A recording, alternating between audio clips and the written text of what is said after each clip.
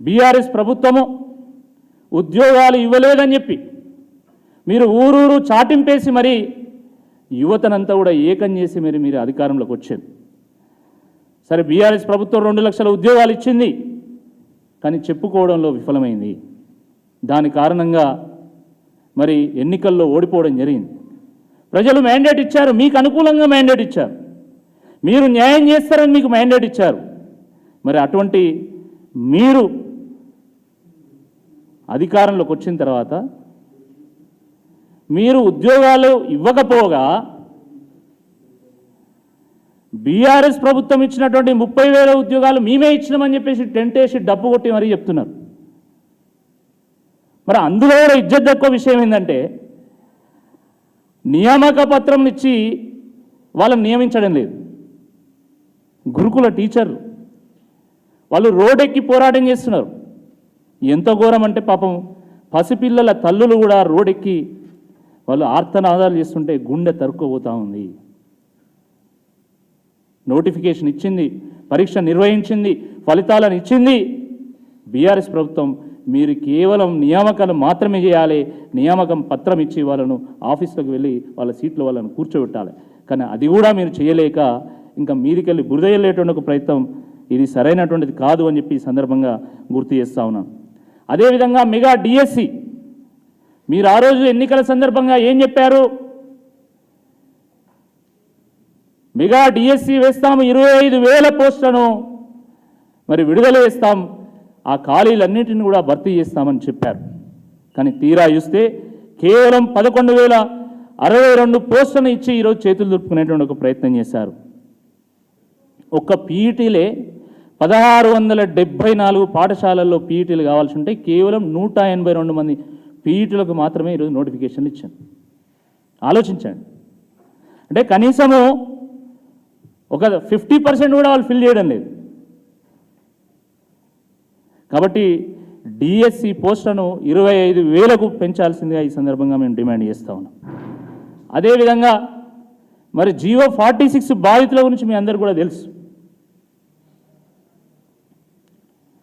ఎన్నికల సందర్భంగా కాంగ్రెస్ పార్టీ ఏం చెప్పింది?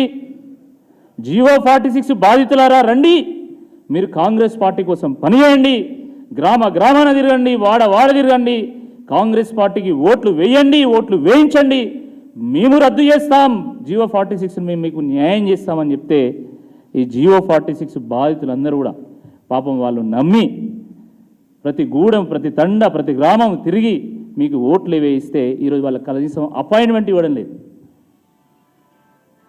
ఖమ్మం, నల్గొండ, వరంగల్, పట్టభద్రుల నియోజకవర్గంలో పోటీ చేసినటువంటి ఒక అభ్యర్థిగా నేను జియో 46 బాధితులను కలిసి సెక్రటేరియట్ వెళితే అక్కడ కూడా మమ్మల్ని రానియలేదు. మీకు సిగ్గు రావాలని చెప్పి గోడ మీద నేను రిప్రజెంటేషన్ అతికిచ్చి మరీ వచ్చిన. ఇప్పటివరకు కనీసం ప్రకటన లేదు. ఏం పాపం చేసింది జియో 46 బాధితులు అందరూ? ఏం పాపం చేసిండ్రు? ఈ గ్రూప్ 2, గ్రూప్ 3 డిఎస్సికి ప్రిపేర్ అయినటువంటి ఈ ఆశావాహులు, యాస్పిరెంట్స్ ఏం పాపం చేసిందని అడుగుతున్నా. ఎందుకు ఇంత అరిగోస పుచ్చుకుంటున్నారని అడుగుతున్నా. నేను మొన్న సెక్రటేరియట్ పోతే ఇట్లాంటి వినతి పత్రాలు 10 ఇచ్చిళ్ళు మీ కెమెరాల సాక్షిగా. అన్న మాకు ఇట్లా అన్యాయం జరుగుతున్నది, మీరైనా ఒత్తిడి తీసుకురండి అని చెప్పేసి నాకు వినతి పత్రాలు ఇచ్చిండ్రు. మీది ప్రజాపాలన కదా, మరి ప్రజాపాలనలో ఈ ప్రజలకు స్థానం లేదా? మీది ప్రజాపాలన అనుకోవాలన్నా లేకపోతే దగాపాలన అనుకోవాలన్నా ఒక్కసారి మీరు చెప్పాల్సిందే నేను విజ్ఞప్తి చేస్తున్నా. అరే పాపం వాళ్ళు తల్లిదండ్రులు కూలీ నాలి చేసి పంపించినటువంటి డబ్బులతోని ఆ 10 గుంటలో 20 గుంటలో అవి కూడా అమ్మి పంపించినటువంటి డబ్బులతోని ఒక పూట తింటూ ఇంకో పూట పస్తులుంటూ ఆ కోచింగ్ సెంటర్లో ఫీజులు కడుతూ అరకొర సౌకర్యాలు ఉన్నటువంటి హాస్టళ్లలో ఉండలేక బిక్కుమిక్కుమంటూ ఉంటూ వాళ్ళు ఎంతో కష్టపడి శ్రమ చేసి వాళ్ళు అర్హత సాధిస్తే వాళ్ళని కనీసం ఆ సెక్రటేరియట్ గేటు దగ్గర కూడా రాణించడం లేదు. ఎంతో ఘోరం అండి ఇది, నాకు అర్థం కాదు. 60 మార్కులు వచ్చినోనికి ఉద్యోగం ఇస్తే 90 మార్కులు 100 మార్కులు 120 మార్కులు వచ్చినోనికి ఉద్యోగం ఇవ్వకపోతుంది. ఏమనుకోవాలి దీన్ని? కాంగ్రెస్ పార్టీకి 64 సీట్లు వచ్చినాయి. 64 సీట్లు వచ్చినా కూడా ఒకవేళ గవర్నరు వాళ్ళని ప్రభుత్వం ఏర్పాటు చేయడానికి వాళ్ళని పిలవకపోతే మరి ఈ రేవంత్ రెడ్డి గారు బాధపడతారా పడరా?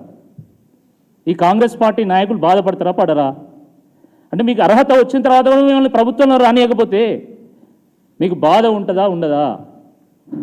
ఇప్పుడు ఈ నిరుద్యోగ యువత ఈ మిత్రులకు కూడా అదే బాధ ఉన్నది. ఆలోచించండి మీరు. ఒక ప్రాంతంలో ఉన్న వాళ్ళకి 60 మార్కులు వస్తే ఉద్యోగం ఇస్తుంది.